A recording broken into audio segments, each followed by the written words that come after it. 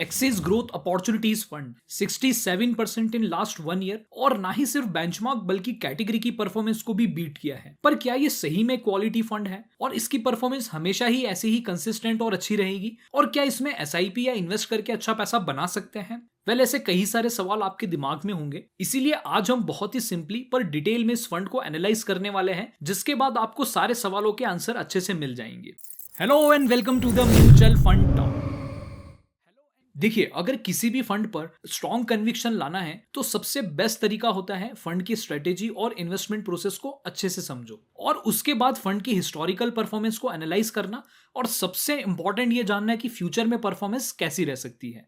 Historical performance के लिए return और रिस्क को एनालाइज किया जाता है और फ्यूचर की परफॉर्मेंस के लिए पोर्टफोलियो को एनालाइज किया जाता है और लास्ट में हम बात करेंगे हमारे ओपिनियन की। तो चलिए सबसे पहले इस फंड की investing strategy and investment process को समझते हैं। देखिए, इस फंड की इन्वेस्टिंग स्ट्रेटेजी है simply highly growing large and mid size companies पर फोकस करना और ग्रोथ के लिए ये कोर ग्रोथ के साथ ट्रेंडिंग थीम एंड इनोवेशंस पर भी बिलीव करते हैं, जिसके लिए इंडिया के साथ इंटरनेशनल स्टॉक्स में भी इन्वेस्ट करते हैं। क्योंकि सबसे पहला तो इंडियन मार्केट वर्ल्ड का बस 3% ही है, यानी 97% मार्केट इंडियंस के लिए अभी भी अनटच्ड है। और दूसरा, बहुत सी ऐसी थीम्स या कंपनीज हैं लाइक टेक बेस्ड कंपनीज जो कि बहुत ही सक्सेसफुल है और नए दौर की कंपनीज हैं, लेकिन इंडियन मार्केट में ऐसी कोई भी स्ट्रॉन्ग लिस्टेड कंपनीज नहीं है। अब इसके लिए इनके इन्वेस्टमेंट प्रोसेस की बात करें तो अच्छी कंपनीज को फाइंड करने के लिए ये बॉटम अप प्रोसेस यूज करते हैं, यानी ये सीधा कंपनीज को ही रिसर्च करके आइडेंटिफाई करते हैं। रिसर्च के लिए इंडियन स्टॉक्स पर खुद ही रिसर्च करते हैं, जहां पर इमर्जिंग इंडस्ट्रीज में लीडर्स देखते हैं और अगर स्टेब्लिश सेक्टर्स है तो वहां पे ये हाई ग्रोथ कंपनीज को प्रेफर करते हैं। इसी के साथ मैनेजमेंट में एंटरप्रेन्योरशिप और इनोवेशंस वाली क्वालिटी देखते हैं। इंटरनेशनल स्टॉक्स के लिए ये फॉरेन इन्वेस्टमेंट मैनेजमेंट फर्म से एडवाइस लेते हैं और मेनली सनराइज सेक्टर्स और थीम्स में इन्वेस्ट करते हैं जो कि इंडिया में अवेलेबल नहीं है। लास्टली, इनके पोर्टफोलियो मैनेजमेंट की बात करें तो पोर्टफोलियो हाईली डाइवर्सिफाइड है, जहां 70 से ज्यादा स्टॉक्स हैं और पोर्टफोलियो में चेंजेस फ्रीक्वेंटली नहीं होते हैं क्योंकि ये सेक्टर वाइज कॉल्स नहीं लेते हैं। और सबसे इंपॉर्टेंट, फॉरेन स्टॉक्स के डाइवर्सिफिकेशन से मार्केट की रिस्क अच्छे से कंट्रोल हो जाती है। इन शॉर्ट, इस फंड की स्ट्रेटेजी काफी अच्छी है और करंटली मार्केट के जिस तरह से ट्रेंड चल रहे हैं उस पर फोकस करती है। पर रियली में ये स्ट्रेटेजी सक्सेसफुल रही है या नहीं रही है, ये हमें पता चलेगा हिस्टोरिकल परफॉर्मेंस को देख के। तो सबसे पहले हम लोग इस फंड के हिस्टोरिकल रिटर्न्स को एनालाइज करते हैं। रिटर्न्स में हम फंड के ऑल टाइम एवरेज रिटर्न्स की बात करते हैं, यानी फंड जब से लॉन्च हुआ है तब से लेके अब तक के 1 ईयर और 3 ईयर्स के एवरेज रिटर्न्स किस तरह से रहे हैं। अगर फंड की बात करें तो फंड के 1 ईयर के रिटर्न 34.54% रिटर्न्स हैं, जो कि उसके बेंचमार्क और कैटेगरी के एवरेज से कहीं ज्यादा है। वहीं अगर 3 ईयर्स के रिटर्न्स की बात करें तो 30.39% एनुअलाइज रिटर्न्स हैं, वहीं उसके बेंचमार्क के 23.59% रिटर्न है और कैटेगरी के एवरेज 20.10% है। यानी यहाँ पे भी ये फंड अपने बेंचमार्क और कैटेगरी को बहुत अच्छे मार्जिन से बीट कर रहा है। और फिर जब कंसिस्टेंसी की बात आती है तो 1 ईयर में इस फंड की कंसिस्टेंसी है 95%, यानी लॉन्च से लेकर अब तक एक साल में कितने भी पीरियड्स आए होंगे उस पीरियड में इस फंड ने बेंचमार्क को 95% टाइम बीट किया है, जो कि वाकई में ही बहुत अच्छा कंसिस्टेंसी लेवल बना हुआ है। इसी प्रकार अगर इस फंड की करंट परफॉर्मेंस जानना चाहते हैं, जिसे हम ट्रेलिंग रिटर्न्स भी बोलते हैं, आज से लास्ट 1 ईयर की एक साइकिल के रिटर्न्स की अगर बात करें तो एक्सिस ग्रोथ अपॉर्चुनिटी फंड्स के रिटर्न्स है 67%, Nifty large and mid cap जो कि बेंचमार्क है उसके रिटर्न्स है 61% और कैटेगरी का एवरेज है 63%। यानी करंटली भी ये फंड बेंचमार्क और कैटेगरी से ज्यादा रिटर्न्स दे रहा है। इसी के साथ आज से लास्ट 3 ईयर्स के रिटर्न्स की बात करें तो वहां पे भी एक्सिस के रिटर्न्स 28.29% है, जो कि बेंचमार्क और कैटेगरी को बहुत ही अच्छे मार्जिन से बीट कर रहे हैं। ऑल्दो ये फंड नया फंड है,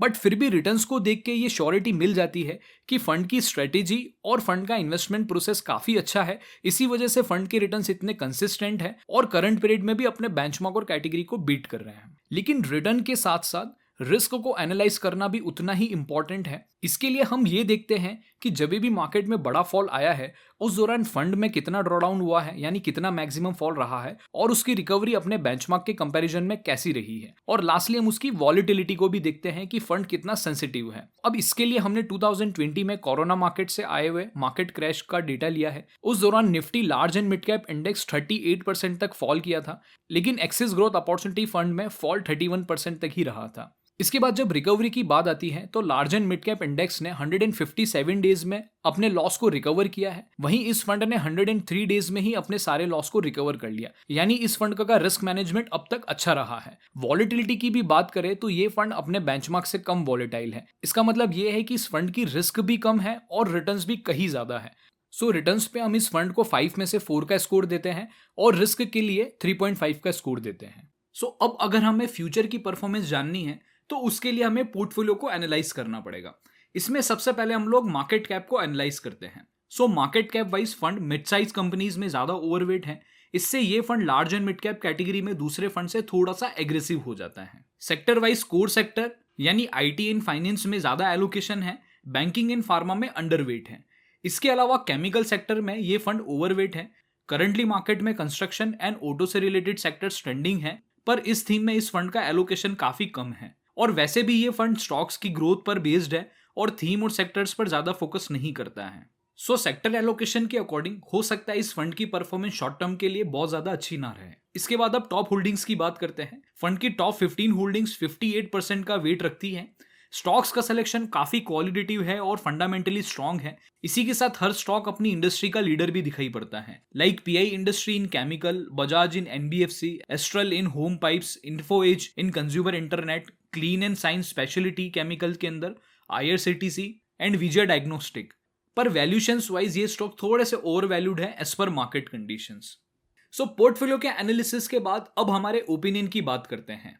ओवरऑल पॉजिटिव साइड हमें फंड की इन्वेस्टिंग स्ट्रेटेजी अच्छी लगी है।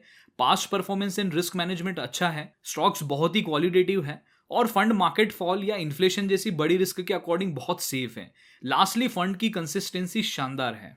नेगेटिव साइड फंड के पोर्टफोलियो का ओवरऑल वैल्यूशंस बहुत ही हाई है क्योंकि पीई यहाँ पे 62.51 है। फॉरेन स्टॉक्स के रिटर्न्स लास्ट 1 ईयर में इतने ज्यादा नहीं रहे हैं, इसलिए वो अल्फा क्रिएट नहीं कर पाए हैं।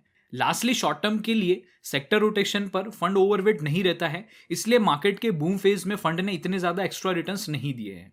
अब बात करते हैं फ्यूचर की, जिसमें हम हमारा शॉर्ट टर्म प्रिडिक्शंस बताते हैं। शॉर्ट टर्म प्रिडिक्शन के लिए हम एमएमआई इंडिकेटर यूज करेंगे जो हमें मार्केट के सेंटीमेंट को बताता है, जिस बेसिस पर हम फ्यूचर का मार्केट प्रिडिक्ट कर सकते हैं। अभी एमएमआई इंडिकेटर फियर पर है जो कि ग्रीड से नीचे आया है। इस बेसिस पर मार्केट में शॉर्ट टर्म के लिए फॉल आ सकता है। इसको डिटेल में जानने के लिए आप टिकर टेप पर जाकर इसकी मेथोडोलॉजी को पढ़ सकते हैं। इस बेसिस पर इस फंड में भी शॉर्ट टर्म फॉल आ सकता है, पर फंड का बीटा क्योंकि 0.8 है यानी ये मार्केट से कम गिरेगा। इसी के साथ स्टॉक्स क्वालिटेटिव है तो इन्फ्लेशन का इंपैक्ट भी फंड पर इतना नहीं होना चाहिए। इसके बाद अब हमारे फाइनल रिकमेंडेशन स्टेटस की बात करते हैं, जहां पे हम इस फंड को इन्वेस्टमेंट के लिए रिकमेंडेट करते हैं, लेकिन ये सिर्फ उन इन्वेस्टर्स के लिए है जो प्योर इन्वेस्टिंग में बिलीव करते हैं और लॉन्ग टर्म इन्वेस्टमेंट प्लान कर रहे हैं। इसी के साथ पैसिव इन्वेस्टर्स जो कि बाय एंड होल्ड स्ट्रेटेजी पर बिलीव करते हैं। रिस्क प्रोफाइल इक्विटी के अकॉर्डिंग मीडियम होनी चाहिए, यानी रिस्क टॉलरेंस लेवल मैक्सिमम -15 से 20% का होना चाहिए इन केस अगर मार्केट में फॉल आता है तो।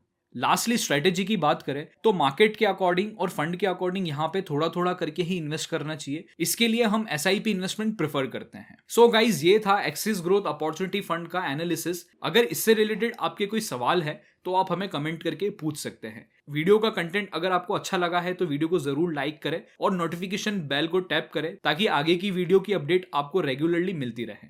धन्यवाद।